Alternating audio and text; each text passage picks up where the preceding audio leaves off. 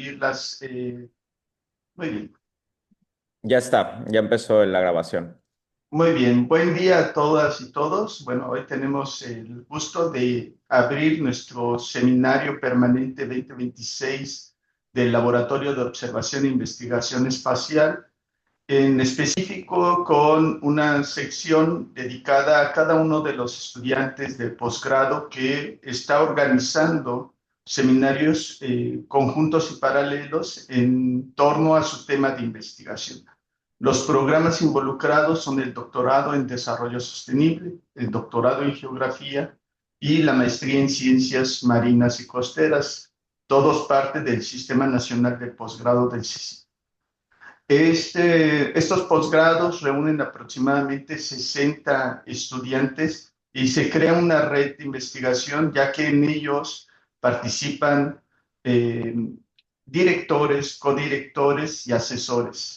7 para cada estudiante de doctorado y 5 para cada estudiante de maestría. Entonces, si se fijan, la red de conocimiento se hace amplia, diversa y por reglamento de nuestra institución, la mayoría de los profesores que son invitados para ser asesores son externos, lo cual enriquece mucho el conocimiento y esa es la finalidad que tiene este seminario.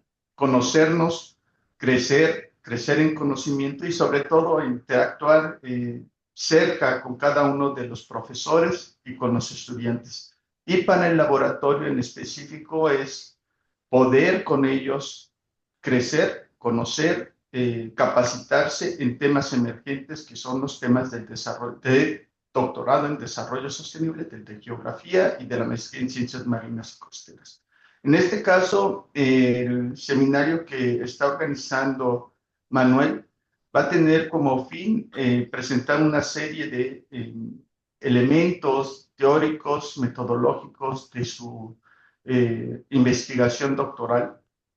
En específico, nos va a estar hablando de un sector muy importante que es la energía. Y estos elementos necesitan no solamente o el análisis básico descriptivo de del tipo de acción que se está desarrollando, en específico en el sector hotelero, sino también todo el conocimiento que se construye a través del análisis de datos, uso de tecnología y aproximaciones teóricas diversas. Entonces, les damos la bienvenida. Agradezco mucho a Manuel la coordinación de esta sección del seminario y a nuestro invitado especial el día de hoy. Pues gracias por estar con nosotros y bueno, esa cooperación con la Universidad Veracruzana pues ha sido grande, entonces bueno, agradecemos mucho que esté aquí. Adelante, Manuel. Gracias, doctor. Buenos días a todos. Hoy nos acompaña el doctor Axel Manuel Navarro, psicólogo y académico de la Universidad Veracruzana, como decía el doctor Frausto, cuya trayectoria destaca por un perfil particularmente valioso para el tema de investigación, que guiará este primer seminario enfocado en las herramientas del Internet de las Cosas y el análisis de datos complejos enfocados a temas de sostenibilidad y hotelería. Además de tener un doctorado en psicología, el doctor Navarro cuenta con una especialización sólida en métodos estadísticos, habiendo cursado una especialización en este tema, lo que le ha permitido investigar con mayor solvencia la interacción entre el comportamiento humano, la medición, modelado de datos y herramientas de recolección de datos. Esta combinación resulta clave cuando hablamos de IoT, de Internet de las Cosas, que es el tema de este seminario, donde los sensores generan datos, pero el verdadero valor surge al interpretarlos correctamente. Su trabajo académico ha estado orientado al análisis riguroso de fenómenos sociodemográficos, cooperación, salud mental y variables contextuales, utilizando enfoques estadísticos que hoy son directamente transferibles a escenarios de sensores, series temporales, correlaciones ambientales y toma de decisión basada en datos, ya que estos no hablan por sí solos, necesitan marcos teóricos y modelos estadísticos robustos y una lectura crítica que evite conclusiones simplistas. Esta visión es especialmente relevante cuando los sistemas inteligentes interactúan con personas, espacios y comportamientos reales.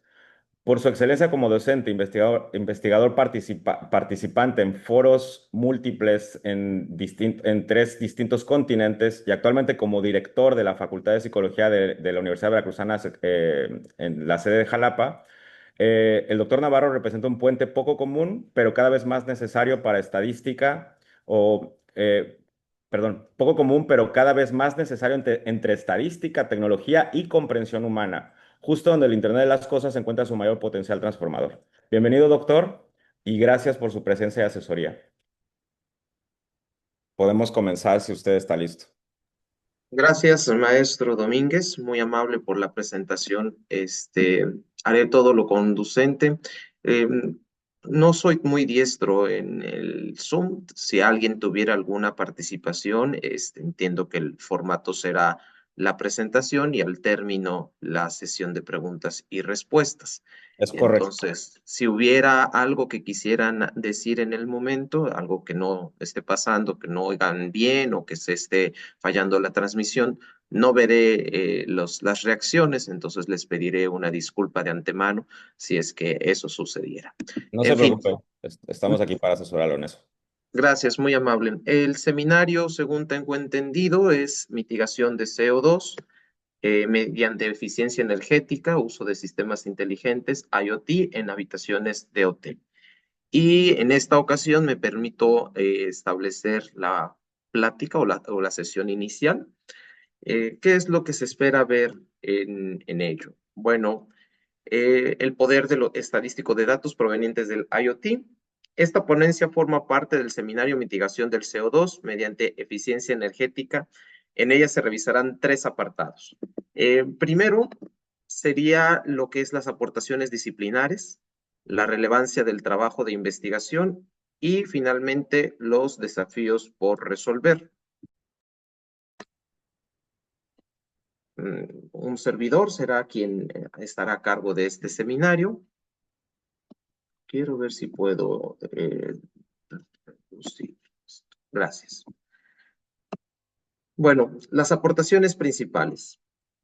Tenemos lo que es la psicología experimental como una primera aportación, los ambientes tecnológicos, estrategias psicológicas y finalmente los métodos estadísticos. Con relación a la psicología social experimental, bueno, soy de formación psicólogo. Si bien es cierto, la plática de este momento está enfocada hacia el método estadístico, quise enfatizar mi disciplina de origen, la psicología, y en particular la psicología social experimental. ¿Por qué quise señalar esto? Bueno, nos interesa conocer el comportamiento humano y hay algunos elementos como la deseabilidad social, el realismo experimental y obviamente los diseños experimentales que son parte principal de la historia de la psicología social experimental. Nos interesa saber el comportamiento de las personas, pero estudiar el comportamiento de las personas es un fenómeno bastante complicado. Cuando uno se acerca a las personas, suceden varios fenómenos. Por ejemplo, la deseabilidad social. En ese sentido, las personas, no maliciosamente, cuando saben que están participando o colaborando en un estudio, tienen una buena intención, tienen la intención de que la investigación salga lo mejor posible, y entonces uno da la mejor cara de sí mismo. Y el tener la mejor cara de sí mismo implica que no siempre es honesto, no siempre es como se espera en los ambientes naturales. El tema es el gasto energético que genera el huésped de una habitación. Y entonces, si uno va y le dice, oiga, usted quisiera participar para poder medir la cantidad de CO2 que emite su aire acondicionado cada vez que está en la habitación, es probable que la persona pueda sentir el deseo de querer colaborar y ya no sea tan genuino en su conducta, empiece quizás a ser más cuidadoso con el clima, empiece a ser cada vez más consciente. A lo mejor podría haber una curva, a lo mejor podría ser que en los primeros días trate de dar, o las primeras horas trate de dar la mejor cara de sí mismo. A lo mejor no, a lo mejor desde el inicio es genuinamente él o ella. Entonces, la deseabilidad social es una variable que impacta directamente cuando queremos hacer estudios sobre el comportamiento humano, ¿no? En segundo lugar está el realismo experimental. La intención que está es una estrategia que ha empleado la psicología social para reducir este fenómeno de deseabilidad social, consiste en generar las condiciones lo más naturales, lo más reales posible.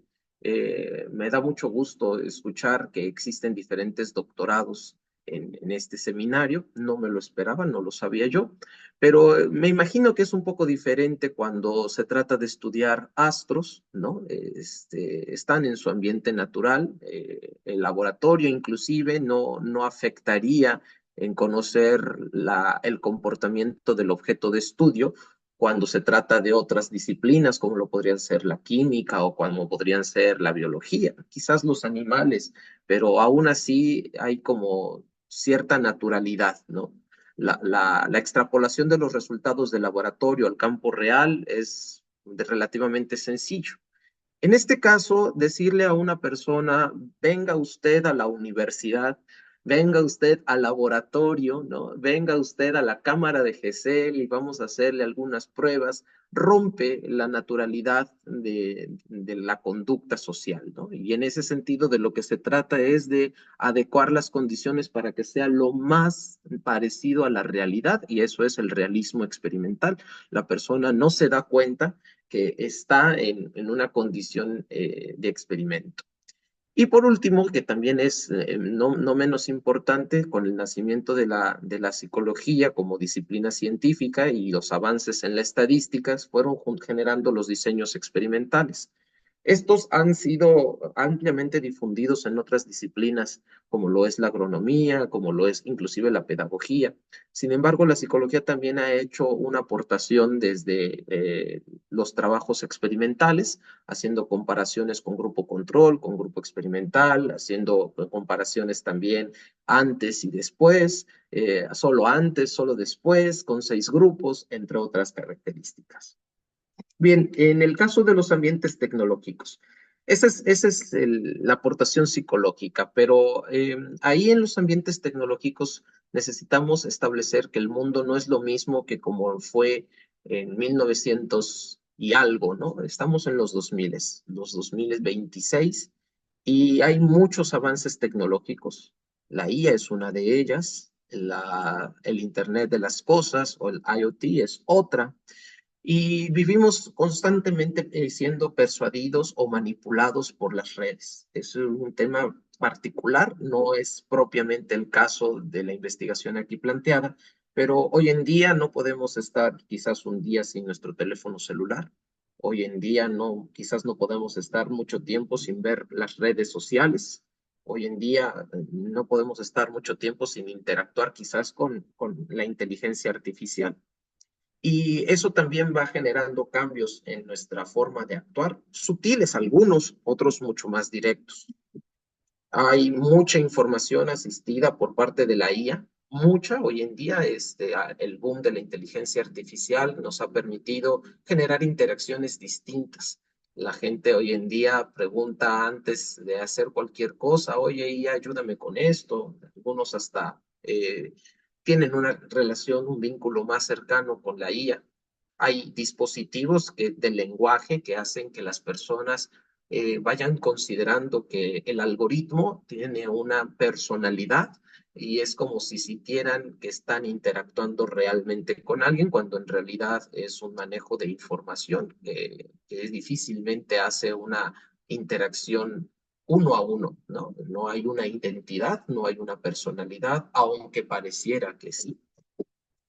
Y bueno, también estamos en la época, y paradójicamente, de la desinformación. Hoy en día las fake news están a la orden del día. Todo el tiempo estamos contrastando, inclusive ya no es tan sencillo ver o creer lo que ven nuestros sentidos básicos, como lo es la vista o el oído. Ya hay, la misma IA puede generar situaciones no reales que parecieran que están sucediendo. El caso más cómico que puedo yo señalar al respecto es cuando se hizo mediante IA que Noroña estaba abrazando a Lili Telles o le daba algún beso. Ese tipo de acciones, pues divertidas, cómicas, también representan un gran reto porque difícilmente hoy en día podemos confiar plenamente en nuestros sentidos. Y bueno, indudablemente están los ambientes distractores, ¿no? Seguramente lo sabrán, en las últimas 2 semanas, una semana atrás, estaba dando un reportaje un actor, no soy muy bueno con los nombres, pero él señalaba la preocupación que tenía porque ahora las películas de acción tienen que estar repitiendo cuál es la trama 3, 4 veces, ¿no? Entonces, a lo mejor la gente que en, no está tan inmersa en estos procesos, se le hace cansado o tedioso que uno tenga que estar repitiendo constantemente lo mismo, pero esto, decía el actor, lo argumentaba, es porque hemos perdido la capacidad de atención. Estoy con mi pareja, estoy con mi novio o mi novia, y en el momento en el que estoy interactuando en algo íntimo, quizás muy íntimo, mi mente fluye, cambia a alguna notificación, como se le dice, o mi celular suena y bueno, estoy con ansias de ver si alguien reaccionó al comentario que subí en mis redes sociales, ¿no? Eso disrumpe completamente la capacidad de atención y es algo que necesitamos describir, que forma parte del día a día. Sin embargo, estos ambientes tecnológicos también han generado oportunidades, y no solo oportunidades básicas de las que podríamos ahorita señalar, ¿no? El ChatGPT, por ejemplo, o Google, ¿no? Con Google Maps. O, a mí me da mucha risa porque soy muy desconfiado de Google Maps, pero hay gente que prácticamente deposita su vida en Google Maps o en aplicaciones o en la tecnología y no tengo ningún problema con ello, es parte del cambio social que vivimos hoy en día. Sin embargo, hay también algunas estrategias psicológicas que nos han dado un poco más de poder, porque no se trata aquí de criticar la tecnología ni de decir, es el mal del nuevo siglo. Algunos radicales como yo podríamos pensarlo, pero en realidad no ese es el caso. Nos da una gran área de oportunidad y la psicología en particular ha también contribuido en ello. Uno de ellos es la teoría del nudge. eh, Me disculpo también por la pronunciación, ahí está escrito por si acaso lo dije mal. Esta teoría ya tiene sus años, no muchos, pero ya tienen sus años, y se traduce como el empujoncito. Y cuando yo escuché de ella en un congreso hace 10 años, 14 años, este, era una explicación fascinante. El noche es algo que está señalando en una analogía con lo que sucede con el elefantito y la mamá elefante. Este notch es un empujoncito y de lo que se trata es que a veces el elefantito no sabe qué hacer y los elefantes utilizan la trompa como una extensión de sí mismos. Entonces la mamá elefante empuja, da pequeños empujoncitos al elefantito para que haga lo que tiene que hacer, ¿no? Y es una analogía tierna, pero también tiene implicaciones desde la teoría psicológica. Por ejemplo, y voy a tratar de ser un poco más serio al respecto. En la cuestión del comportamiento humano, en el elemento del comercio, del consumo, se han preguntado por qué las pilas y las rasuradoras están en las cajas de los supermercados. Bueno, pues es el empujoncito que hacen las grandes empresas para que las personas consuman, ¿no? Entonces se han dado cuenta que cuando la gente va por unas cosas breves, rápidas, a lo mejor van, qué sé yo, ¿no?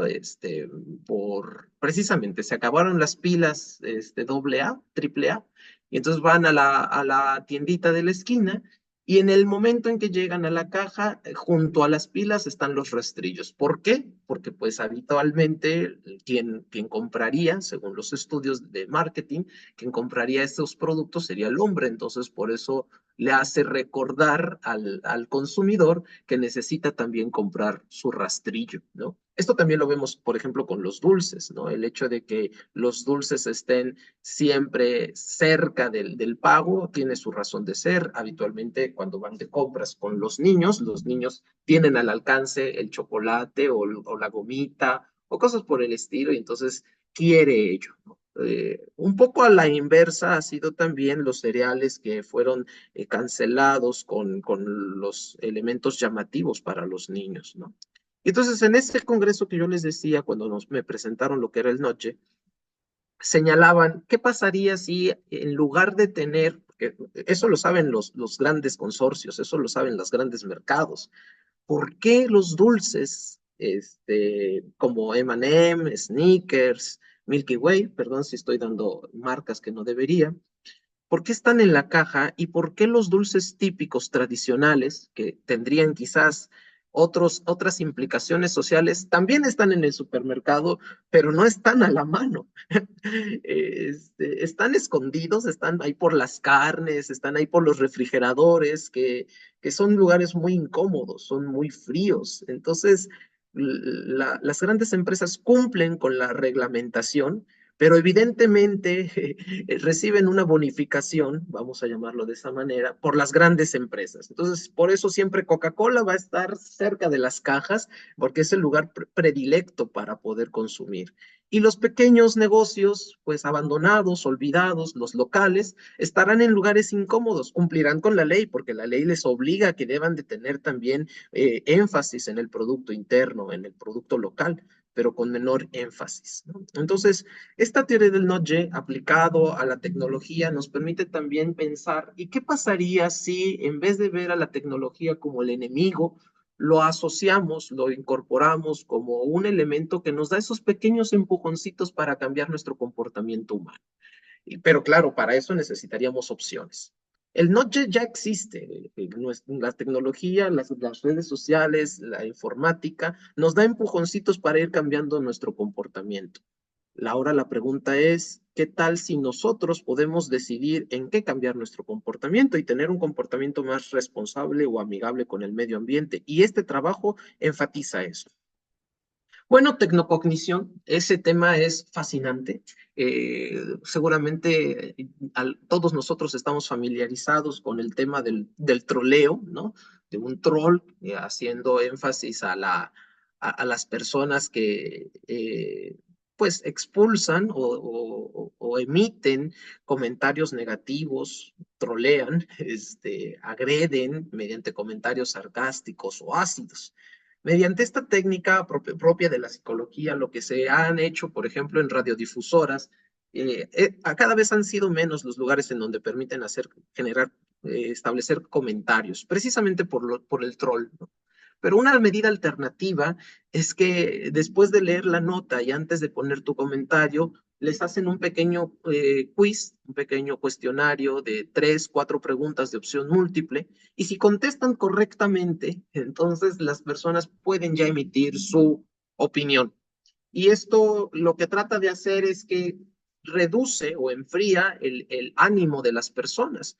Actualmente la gente lee pequeños fragmentos, no lee por completo, la emoción despierta, ¡ay, maldito desgraciado, infeliz, vas a ver! Y su única herramienta disponible, que lo da también la tecnología, es el comentario, el dislike, el me enoja, y se libera esa tensión, ¿no?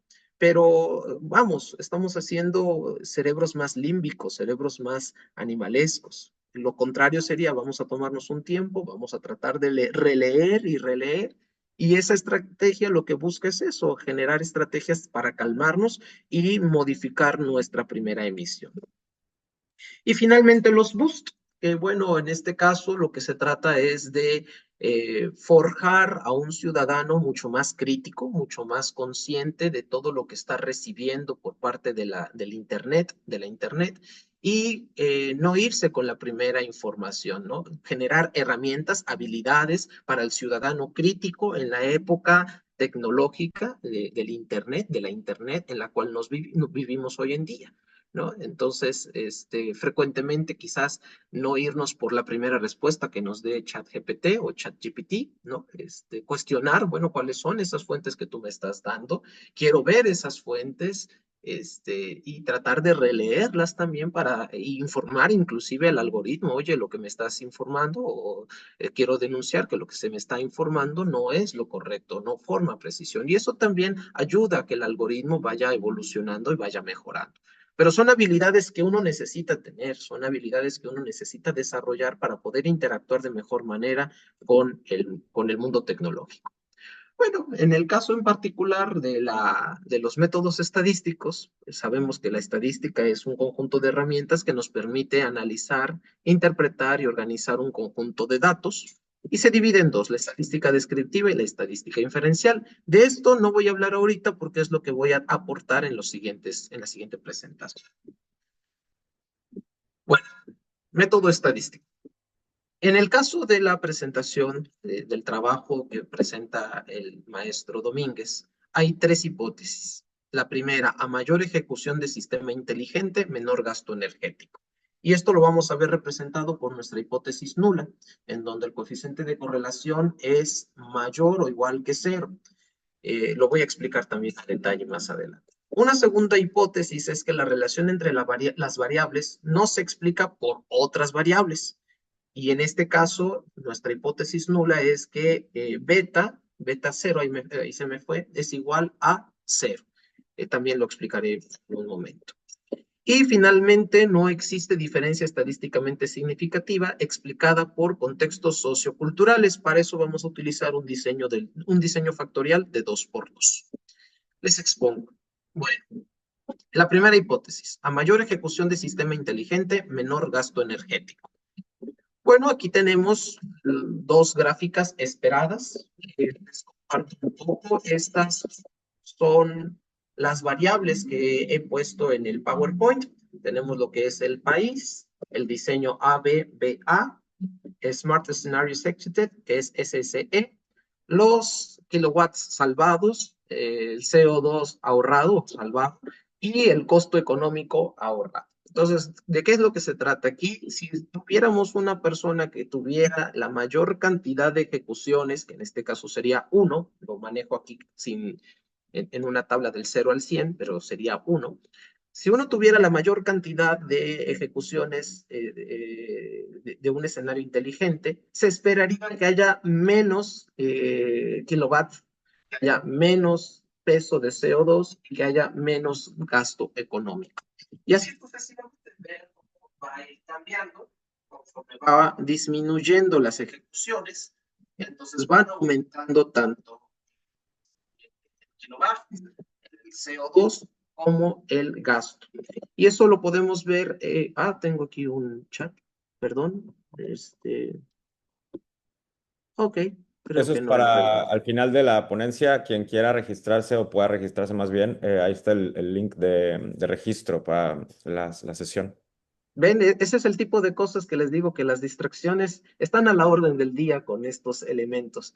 El Me link ya está agrada. abierto para todos los asistentes, pueden entrar, pero usted no se preocupe, doctor, siga la Muy ponencia. bien, muy bien. Entonces, aquí ya lo tenemos graficado en alta ejecución. Cuando tenemos un SSE alto, entonces se esperaría que vayan reduciendo, aquí están en menor cantidad, los kilowatts, el CO2 y el costo económico. Y observen cómo conforme va reduciéndose las ejecuciones inteligentes, entonces va aumentando el costo, el CO2 y el kilowatts. Esto sucedería cuando hay alta ejecución. ¿Sí? Y por el contrario, ¿qué es lo que pasaría si hubiera baja ejecución? Bueno, si hubiera baja ejecución, daría lo mismo. Habría personas que ahorrarían, habría personas que no ahorrarían. Esto quiere decir las dos condiciones, ¿no? Si hubiera condición inteligente, que es la que está arriba, se esperaría que haya menos condiciones de costo y cada vez que se utilice menos la versión inteligente va a haber aumento en el kilowatt, en el CO2 y en el costo.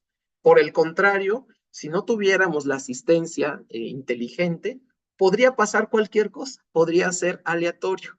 Esta correlación es una correlación igual a 0. Entonces, por eso es que estamos planteando como hipótesis nula que hay una correlación igual a 0, o también puede ser lo contrario, que es lo no esperado. Lo no esperado es que cuando haya altos índices de sistema inteligente, haya mayor gasto. Y que sea la inversa, que esto vaya hacia arriba. Lo cual implicaría que estaríamos diciendo que cuando hay mucha inteligencia, hay mucho gasto. Y eso no es lo que deseamos. Lo que deseamos es que sea al revés, que cuando hay mucha inteligencia haya poco gasto en el kilowatt, en el CO2 y en el costo económico. Bien, la segunda hipótesis. La relación entre variables no se explica por otras variables. H0, la hipótesis nula, equivale a un beta 0 igual a 0.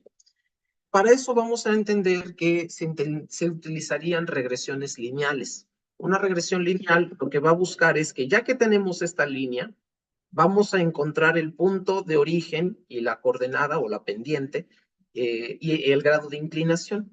Y si este grado de inclinación fuese 0, lo que hace es generar un modelo hipotético en donde dos vectores se juntan y si en ese choque en donde se juntan la dirección cambia, el grado de inclinación es diferente a 0, entonces podemos decir que sí hubo un efecto de la variable independiente sobre la variable dependiente.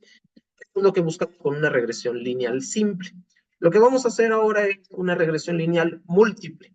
Y entonces pueden ustedes observar en esta tabla, también es una tabla de simulación, no son los resultados esperados, en donde está la ejecución SSE, y pueden observar que la significancia es menor a 0.00001, ¿no? Es una significancia muy pequeña. ¿Qué quiere decir esto? Que cuando los dos vectores se encontraron, generó un gran cambio tan alto que lo que hizo es que indudablemente se generó una respuesta de cambio. Entonces podemos admitir que Y es la causa, que X es la causa de Y.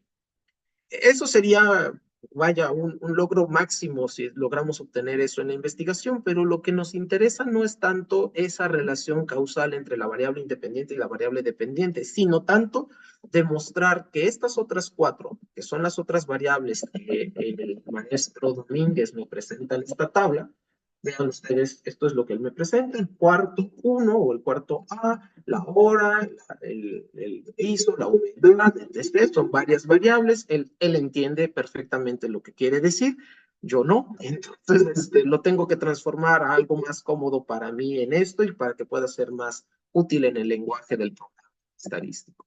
Vean aquí, estas son las variables. Tenemos lo que es humedad, tenemos lo que es la humedad, la temperatura, satisfacción y la presencia de las personas, ¿no?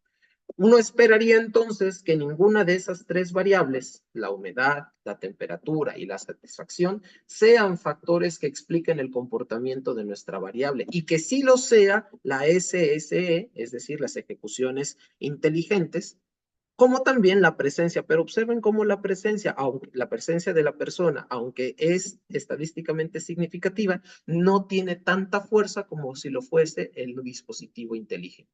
Este sería el cuadrante esperado, sería una regresión lineal múltiple con estas otras covariables, en este caso, en el modelo, para ir eliminando que esas tengan un factor importante en nuestra investigación. Por último, en la tercera hipótesis tenemos un diseño factorial de 2 por 2. No existe diferencia estadísticamente significativa explicada por contextos socioculturales. Para ello vamos a hacer es bastante injusto. Se esperaría que el maestro Domínguez pueda hacer una investigación comparativa en dos contextos socioculturales, México y Asia.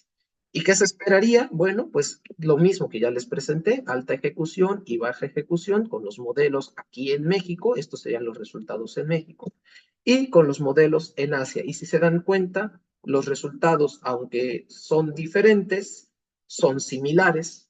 Entonces, esto nos ayudaría a corroborar y ampliar nuestra validez externa, señalando que más allá de la humedad, la temperatura, la satisfacción del cliente y más allá de otras variables que no podemos controlar, como podrían ser los elementos socioculturales, que eso sí lo podemos hacer en una comparación con otro contexto, lo que está haciendo que los costos del CO2, del kilowatt y económicos sean bajos es la presencia de los sistemas, de la ejecución de los sistemas inteligentes. Esto es lo que se esperaría y esto sería a partir de un diseño de alguna manera en donde es México y Asia, esa es nuestra primer variable, por eso está en dos niveles, México y Asia, con otra variable en dos niveles, con ejecución alta y con ejecución baja, o con sistemas de inteligencia presentes o sin la presencia de los modelos inteligentes. Esa sería la segunda variable en dos niveles, alta ejecución, baja ejecución, o también denominada con sistema inteligente y sin sistema inteligente.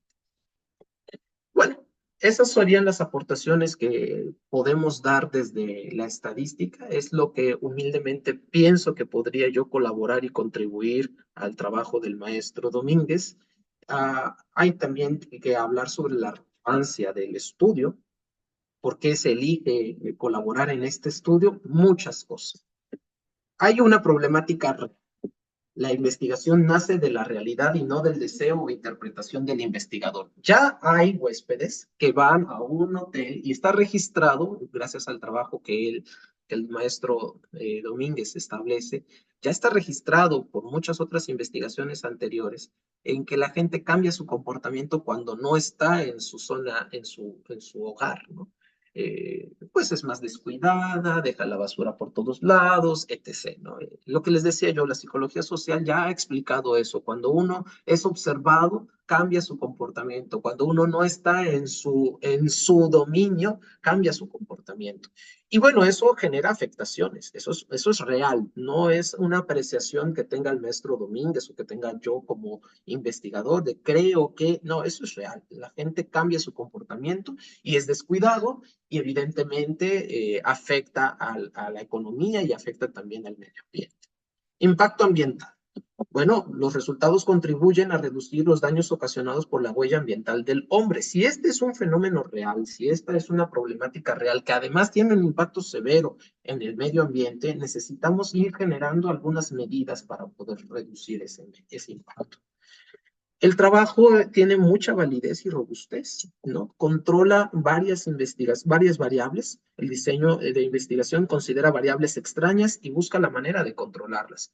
Como pudieron observar, tiene lo que es la humedad, lo que es la temperatura, lo que es la satisfacción, variables socioculturales, lo hace mediante un ambiente controlado. Entonces, tiene grandes beneficios. Y bueno, finalmente tiene una utilidad, ¿no? Los resultados ofrecen aplicabilidad inmediata atendiendo reducción de costos, tanto económicos y ambientales, con bajos recursos. El poder tener un dispositivo que registre la entrada y la salida de la persona y que eso lo conecte con el clima, pues ya tiene una gran ventaja, una gran utilidad pragmática que le beneficia tanto al hotelero como al huésped, como también al que va a distribuir esos sensores, pero evidentemente tiene una utilidad ambiental, ¿no? Entonces, como por donde queramos verlo, esta investigación tiene gran relevancia para todos. Desafíos a resolver. Claro, no puede venir solo. Hay desafíos éticos como la autonomía de los participantes. Lo que les decía yo, los participantes necesitan tener el derecho a saberse que están siendo estudiados. Y bueno, eso va a ser un problema porque obviamente los hoteleros van a tener como limitaciones, ¿no? Ellos no quieren, ellos tienen su negocio. Entonces, si que les digan, oye, huésped, fíjate que vas a ser partícipe de esto, ¿quieres o no quieres? A lo mejor el huésped se rehúse y hay que buscar las maneras de que el huésped sepa de esta investigación, sepa que está participando en ella, sin que ello comprometa su experiencia turística en la zona donde se encuentre. Información de la situación, en el hecho de saber el participante, un poco más de lo mismo, el participante también tiene derecho a declinar de la investigación en cualquier momento. Ese es un derecho básico cuando se trabaja con personas. Entonces, a lo mejor no sé si se está considerando que la persona pueda decidir, ¿sabes qué? No quiero ya continuar con este trabajo, con esta investigación. Tiene que estar informado y tiene también el derecho de saber cuándo tiene que retirarse. También tiene el derecho de saber qué beneficios va a tener sobre ello.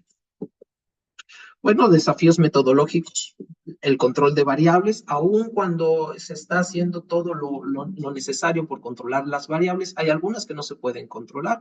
Lo platicaba yo con el maestro Domínguez, por ejemplo, el número de personas en la habitación, ¿no? Eso puede ser un poco complicado. Hay también personas que viajan con sus mascotas, pueden también ser otras variables que no se están considerando y que, bueno, también sería imposible controlar todas y cada una de esas variables. Mediación de tercero, los hoteleros. el ideal podría ser que el investigador, en este caso el maestro Domínguez, sea quien tiene el mayor control posible, pero deberá de confiar en que los hoteleros respetarán todo el tiempo la investigación y que forma parte para ellos. Yo me imagino que es con una especie de invitación a que si esto funciona les ayudará a ellos a reducir costos. Pero aún así, pues es muy difícil que un tercero tenga el mismo interés o el mismo cuidado. A lo mejor el sensor se cae y no se da cuenta el hotelero, ¿no? Y eso no le interesa. O sea, hay muchos factores terceros que deberá de estar pendiente el maestro Domínguez. Mortalidad experimental, que al final de cuentas, en el trayecto de la investigación, y eso es algo que tendrá que prever, el hotelero diga, ¿sabes qué? No me satisfacen los resultados, genera mucho conflicto, ya no quiero participar, ya no quiero que mi hotel sea parte de. Híjole, tendrá él que buscar otras maneras para resolver este problema, porque va a generar dificultades estadísticas y metodológicas. Y bueno, estadísticas, la variabilidad necesaria, se lo mostraba yo a él en los datos que él tenía preliminares. Había una sola persona que tenía grandes consumos de IoT, pero los otros no. Al parecer llegaban al hotel, dejaban sus cosas y se iban. Poco estaban en el hotel. Yo le decía, bueno, hay que tener cuidado de que las personas tengan una gran variabilidad, que las respuestas sean muy vastas, que haya quien está casi todo el día y que haya gente que casi no está. Y eso la única manera es ampliando una muestra realmente grande, ¿no? Tamaño de la muestra, lo que acabo yo de decir, necesitamos una muestra que sea muy grande porque eso nos permitirá dar variabilidad necesaria. Y bueno, finalmente también el dominio de las pruebas estadísticas. Seguramente hay otros profesores, otros investigadores que podrían recomendar series temporales o análisis un poco más sofisticados para poder hacer este tipo de investigación. Bueno, bienvenidos todas las observaciones, todas las aportaciones.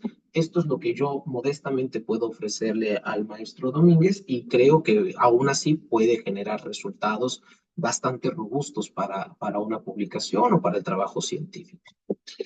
Bueno, disciplinares, omisión de teorías del comportamiento, que nos centremos únicamente en el IoT, que nos concentremos únicamente en otras medidas ajenas a la psicología. Sesgo técnico sobre lo teórico, que le demos mayor importancia a la tecnología que a la teoría que subyace sobre las causas del comportamiento humano.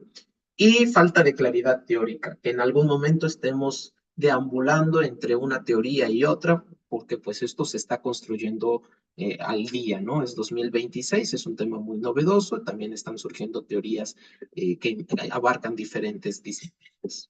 Bueno, todo con la experiencia hotelera para que pueda ser satisfactoria para ellos. En resumen, el proyecto de investigación es de relevancia teórica, metodológica y socioambiental. Los recursos presentados requieren atender los principios éticos, metodológicos y disciplinares para garantizar que los resultados tengan validez y replicabilidad. La herramienta de la estadística es un recurso que facilita la obtención de resultados, pero como toda herramienta de análisis, requiere el dominio teórico metodológico para su óptimo desempeño. Y de mi parte, eso sería todo. Muchísimas gracias. Aquí tienen mis datos. Axel Navarro, 2288-421-700, extensión 19502. Los esperamos siempre en la Universidad Veracruzana. Yo estoy en Jalapa, Veracruz. La gente a veces piensa que Veracruz todo es costa, pero no. Yo en Jalapa, esta es nuestra casa de estudios, nuestra rectoría. Estamos en zona boscosa, en montañas. Es un lugar precioso. Las veces que quieran son bienvenidos a Jalapa, Veracruz, que también es su casa. De mi parte, eso sería todo. Muchas gracias. Gracias, doctor. Muy amplia la explicación. Estamos bien de tiempo. Dejamos un espacio de 10 minutos para preguntas, si hubiera en redes sociales, en el Facebook o aquí en el chat también pueden poner la pregunta que quieran. Si no diera tiempo o no se les ocurre ahorita la pregunta y la quieren mandar después, se las vamos a hacer llegar al doctor igualmente. Hola, bueno, yo sí tengo varias. Gracias primero por la charla, la explicación también muy didáctica porque permite que, debido al amplio número de disciplinas con las que estamos aquí involucrados, pues nos ayuda un poco a ir entendiendo este proceso. de cómo aproximarnos desde diferentes perspectivas y sobre todo usted que es psicólogo, bueno, también nunca olvidamos nuestra formación de origen, eso pasa, no podemos terminar en otra cosa, pero nuestra formación de origen creo que es la básica y nos ayuda mucho siempre a aproximar diferentes problemáticas y perfilarlas en la investigación. La primera pregunta para mí es, ¿por qué es necesario monitorear, observar a la sociedad, eh, al hombre y la tecnología, ¿no? Yo me acuerdo cuando hice mi tesis doctoral, yo me dedico a diseñar indicadores de diferentes ámbitos. Y es una línea que Manuel también está aproximando. Y me acuerdo de esa pregunta y siempre yo tengo ahí se nos quedan los traumas de los exámenes doctorales y de las preguntas. Y esa pregunta me acuerdo que fue muy pertinente porque yo quería conocer la sociedad, conocer, monitorearla, observarla, estar viendo no solamente la parte de la implementación tecnológica o de los nuevos paradigmas, entre ellos el desarrollo sostenible, sino cómo entonces empezar a entender todas estas transformaciones que teníamos en la sociedad. Pero ¿por qué no es nuevo? ¿Por qué es necesario? ¿O por qué usted desde su perspectiva psicológica, si nos pudiera ahondar en eso? Claro, muchas gracias. Es una excelente pregunta. Yo creo que es una de las preguntas más complejas que me han hecho en toda mi vida y no tendría una respuesta simple y breve. Entonces, no voy a ahogar mucho en el tiempo o de la presentación porque entiendo que hay otra agenda más hacia otras presentaciones, pero es necesario porque es parte de del desarrollo de la propia humanidad.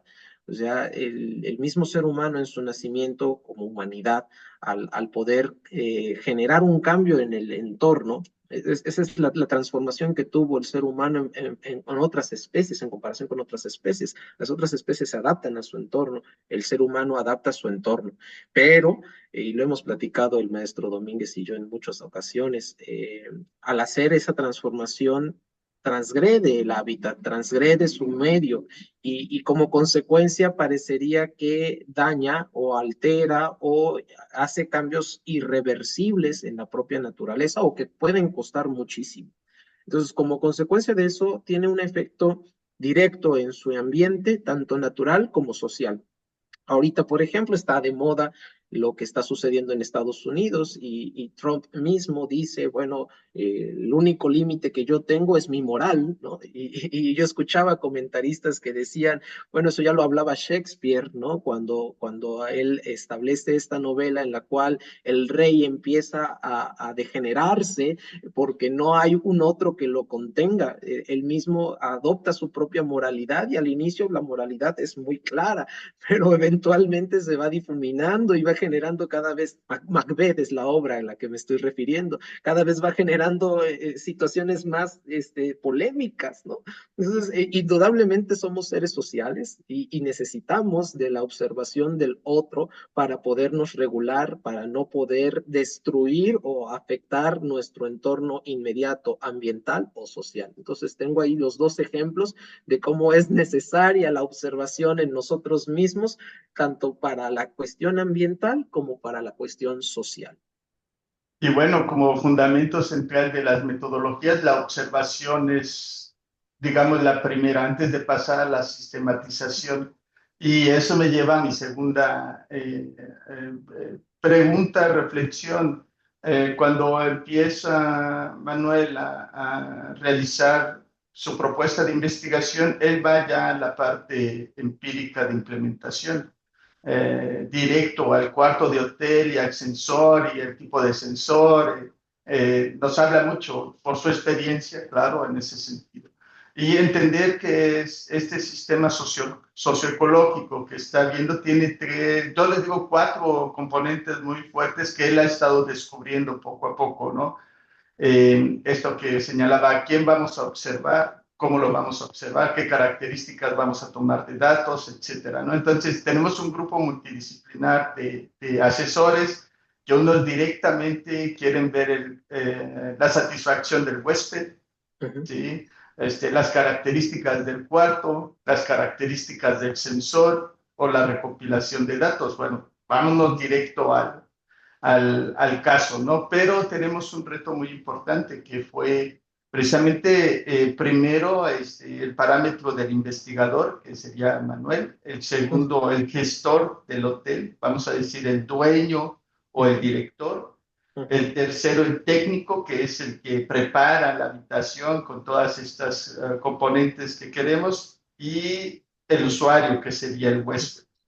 Y ahí yo creo que es donde vamos a tener el gran reto, o hemos tenido el gran reto de seleccionar precisamente el modelo que queremos hacer. Hemos estado pasando desde la formación del investigador, acercarnos a los gestores, que ha sido muy difícil definir la muestra, el hotel, el tipo, las características Claro. de ese cuarto de hotel o el centro de hospedaje, la formación técnica, quién va a ser, quién nos va a dar los datos y si finalmente el huésped. Entonces tenemos ahí 4 variables básicas que nos van a meter mucho ruido. Entonces creo que ahí tenemos que perfilar mucho nuestra acción.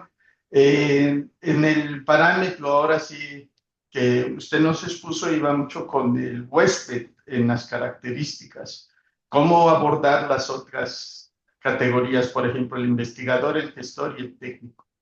Sí, a lo mejor no lo expliqué tan bien, pero en esta parte yo estaba hablando sobre los retos y Ujú. mediación de terceros. Yo hablaba de los hoteleros en particular, pero cuando lo estaba yo expresando, me puse a pensar en la mucama o la persona que hace el servicio, ¿no? Me pasó una experiencia cómica con un buen amigo que me invitó a su casa y tenía también esos dispositivos inteligentes y se cayó y yo estaba muy nervioso, así de, ay Dios mío, ya lo rompí, ya hice algo indebido. Dice, no, no te preocupes, pero ese fenómeno podría suceder. La persona de aseo en algún momento podría tirar accidentalmente el sensor y a lo mejor en su nerviosismo podría hacerle algo, ¿no? Entonces, eso va a ser una falla técnica de un tercero que necesitamos controlar, que necesitamos vigilar.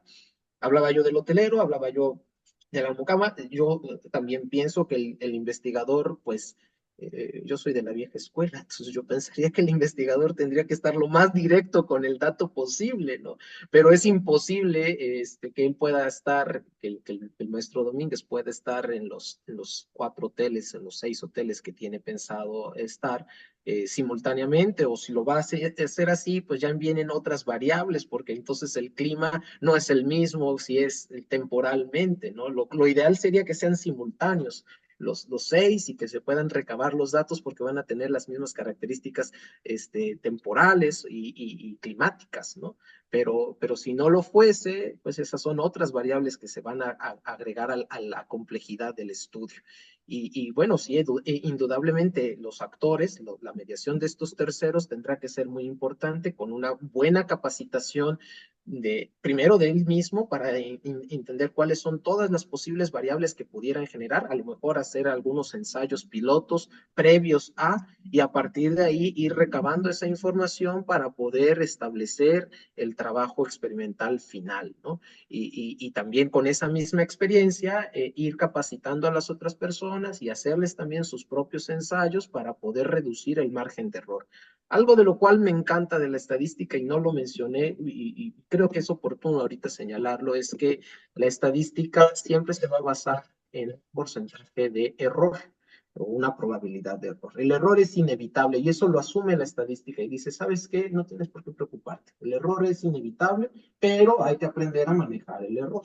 Entonces, de lo que se trata con un pensamiento metodológico en estadística es de tratar de encontrar todas las posibles variables que pudieran afectar, en su defecto poderlos controlar y en caso contrario acercarle a ese criterio de error y reducir el margen de ese error.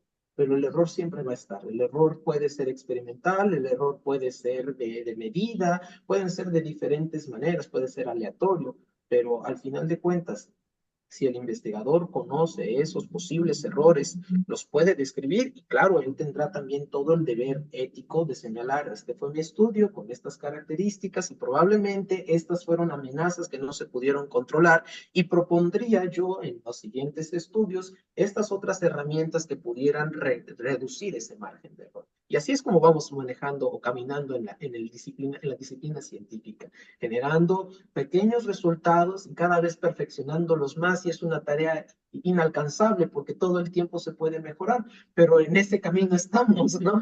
Y es lo más bonito, al menos del trabajo de la investigación. En la parte final, encontrar los resultados, tener la misma visión crítica y decir, a ver, qué falló, en dónde falló y cómo podemos mejorarlo para la siguiente investigación, porque eso nos va a dar puerta para el siguiente trabajo, el siguiente proyecto.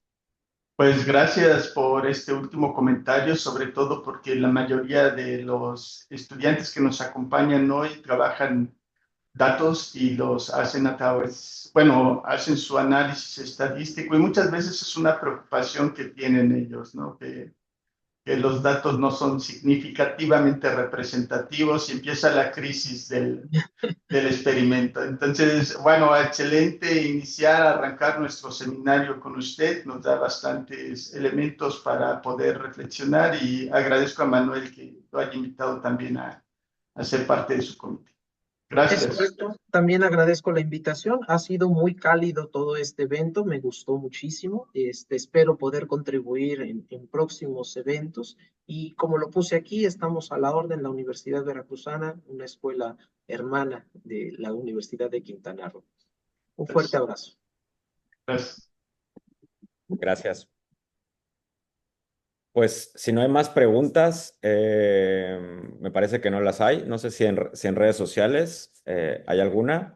Se las haremos llegar al doctor y por favor les pedimos a los asistentes que se ingresen sus datos en la liga que está en el chat para la asistencia, por favor.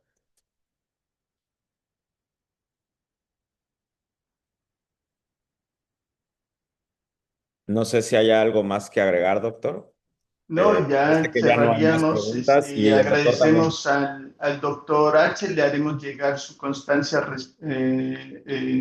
específica y recordar que los videos de las charlas se subirán al YouTube y están disponibles en el Face del laboratorio. Ahí también el doctor puede registrarlo, señalarlo también como parte de la difusión y acceso universal del conocimiento que se está promoviendo a través de estos seminarios. Gracias, Manuel, por esta organización y también felicitarte porque la primera conferencia con la que abrimos es muy, muy bonita y muy pertinente para todos. Gracias, gracias a todos. Muy bien. Bueno, yo cierro, no sé, usted cierra y cerramos la transmisión. Vale, muchas ¿Nos gracias. invita a la siguiente charla?